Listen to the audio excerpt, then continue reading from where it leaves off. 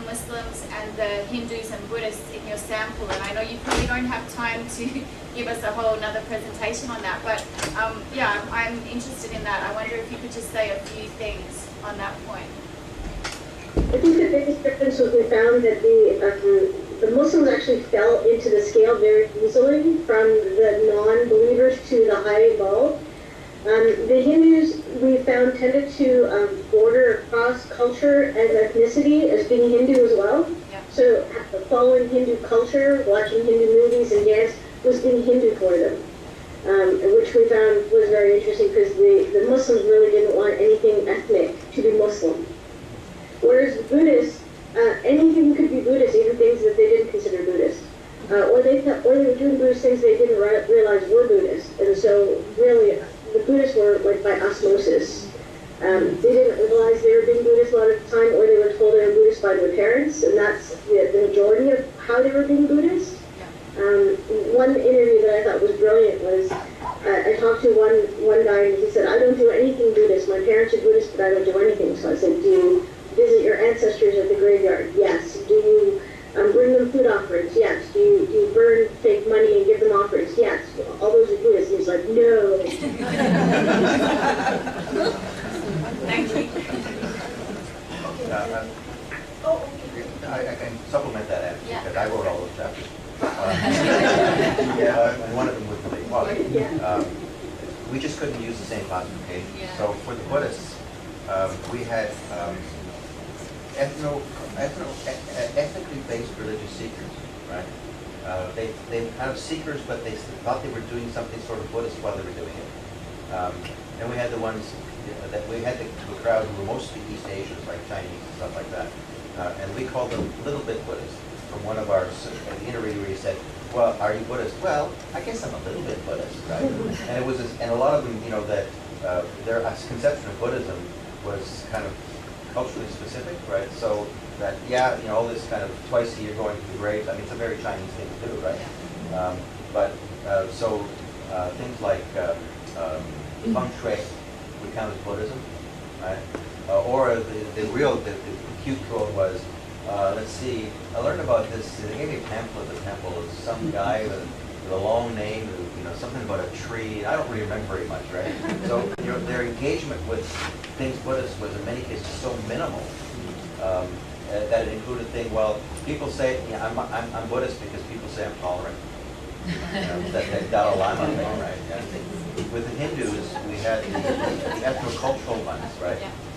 A lot of them, the absolute nothings, a few, you know, really, you know, kind of involved, and I can't remember what the other category was for Hindus, but they were nothing like on a continuum, right? Because that way we'd have lost all the variation that was in the interview. So 5 individuals asked for the first one would be you, then Elizabeth, Geraldine, Kamal, and Regina. I just want to comment on the role of the ethnicity of the Muslim immigrants, and I agree with Ruby and what the literature is saying about de-ethnicization of first and second generation. But I just want to talk about something really very important when we look at the dynamic of the culture. Like, for example, let's say the Lebanese one. If you go back and look at the geographical area, like Lebanon used to be a very open country, they have a lot of traveling, and this really influences how they interact with others, their educational system. And when they come here, they transfer all of these skills to their kids. So when we talk about the degree of religiosity and how they use these activities, and I was just yesterday in meetings with parents and kids in the high school levels from the Lebanese community, and was really amazed how they are now having this big traditional shift to create a kind of Muslim youth, trying to teach them all these issues that you can see them in a Western way, but at the same time they are implementing the Islamic one. For example, if you are going to compare them to the Somalian one, maybe it's different. So here we cannot ignore the ethnicity, because this really ethnicity plays an important role on selecting the activities for the youth, how they are raised up, and this is when we talk even about the deep understanding of the knowledge. How can they incorporate the deep understanding? There are different levels, the community, the school, the family. And part of this you can think is the activities, how they understand, how they interact with others. So ethnicity is really very important if you think of the Muslim immigrants from this perspective. Yeah, and I guess Dr. will have something to say about that as well. So is it a question or just it's a comment? I just want to comment on this because I feel we cannot ignore the ethnicity part. Does anyone want to? Okay, so now Elizabeth. I have a comment and a question sort of to open up for everybody to think about, and then a question to Bertie, if I may. I want to go back to our discussion about the finding from your quantitative study, Peter, that identity with more than one tradition, virtually none. No, I did not, I just. Not many. Not many. Not that's many, right. you say. Not many, sorry. Not many. I'm just wondering whether this is where we again hit, as it were, the limitations of quantitative research. Because we know, for example, that the population of people who are mixed, of mixed ethnicity, mixed parentage, is growing. All the international global data that we have statistically points to that trend. And the people, when you ask of mixed parentage, mixed faith background, whatever, they will not say that they identify with one tradition or another. They always give you an answer like, I am, the ethnicities of the parents, or they will say, I'm dual race, I'm dual this, dual that, other. So they will not commit to one. And then if you ask them to commit to one in a survey, they would say, I would create a separate category which says, I am a combination of this and this. So I think that might account We for... allow that. Well, yeah, I know, it's not allowed. And No, that- we allowed that. You do allow it? We Okay. explicitly said, we explicitly looked for multiple answers, right? Right. And then we gave them another question, tell us how they relate to each other, right? But that's the part, I mean, I haven't been able to analyze that yet. But the other thing I was wondering about was in terms of how, as it were, open the particular traditions are, faith traditions are, to having people who are both average. We know that the Quakers have no problem with Quaker Buddhists and Quaker pagans and Quaker Aquarians and Quaker whatever, and that we know in the UK there's a trend towards that population growth. But with other traditions, when you think about it, they are exclusive. So that may also account for the low numbers of people who are identified with more than one faith. Anyway, just a thought. The other thing I was wondering about, and this is the open question to everybody, I think what I heard from both your presentation but also from Heather's, you said that the spiritual was more popular than religious, and you referred to all the linguistic, as it were, challenges that we have. I was wondering, as you were both speaking, whether we need to look at the notion of the grammar of religion, and whether the grammar that we know is not the grammar that is there now, and that we need to look at that level to see whether we can get a handle at our linguistic and terminological challenges that we're facing. That all the, as you said, if we have that one category, we are safe, we know what we're doing, but the other categories, we don't quite know how to research them. So I don't know whether that might be a way through it, around it. It's just an open question. And the question I have to Gertie, but first of all I want to say that there were so many resonances in what you said about the young people and how they relate to one another and to their faith traditions compared to our diversity project. That was really good to hear. But what I was wondering about is how you found the young people in that socioeconomic category that we're looking at. And I'm asking because we have started a project in our group looking at the role of religion in times of austerity, and we want to look at families. And my idea was to go into school and just find young people and their families who fit that category, economic hardship, economic challenges. But I was told very clearly that it's a sensitive issue for teachers to even talk about, let alone point out certain pupils who might fit, as it were, the criteria that we're looking for. So that is my question. How do you found the young people that you were talking about? Yeah. I think that is quite easier in Germany because the school system is different there. We don't have that kind of comprehensive schools, but we have this three-tiered school system.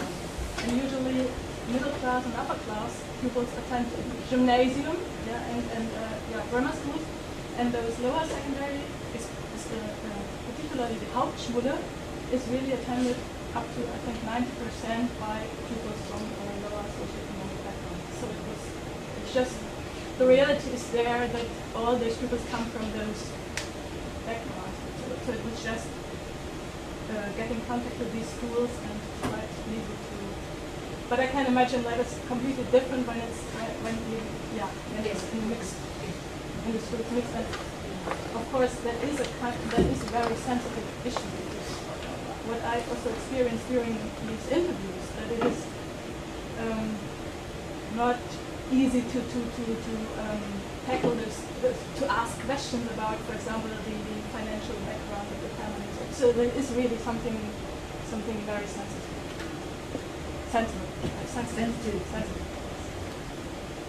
Other comments on what Elizabeth just said? This is not an answer to that last question, but it made me think of how did Christian Smith do it? How did he get out weird people in the sample, right? They'll go by his profiles. The United States is in real big trouble, right? But I think he selected them. And one of the secrets was he paid them enough. He gave people up to $100 to do an interview. I don't know how his REB let him do that, but so that's but it's, you know, this is a problem not just for these subsections. I want to answer that other aspect too. That grammar part interests me. Now, this is not referring to what I just reported. This is another project, including the one that Ruby was reporting on, stuff like that, and the one that's ongoing. We have consistently asked our interviewees. We start with, what do you think religion is? Right? And we says, what's different from that in culture?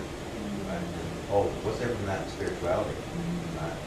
And we even, in the earlier one, we asked if you put superstition in there, right? In order to get them to, and a lot of them would say, never thought of that, right? To get them to deal with it on the spot. And some of the consistency you find out is that people will say, there's a difference between religion and culture, and then they'll blab on and tell you exactly how there isn't. Right? And then they'll realize, I guess there is a kind of an overlap, right? But without it being, I'm going to tell something that we already know, and that is that when you ask them the spirituality religion difference, you're going to get a high percentage of religion is rules and community and ritual, right? Spirituality is individual, hard to get a hold of, and whatever I like, right? And by the way, another thing that I didn't have a chance to talk about, that in the sample we have, because we did Facebook recruitment, right? We got a lot of pagans. Right? We have 57 pagans in that sample of 638. That's hugely disproportionate. Right? For pagans, paganism is a religion. It's a tradition, even though the literature on paganism is you don't define it that way, right? They're religious, and then when you ask them tradition, they go other and write something, one of those many variations that all mean pagan, right? So there's even those kinds of crystallizations going on out there.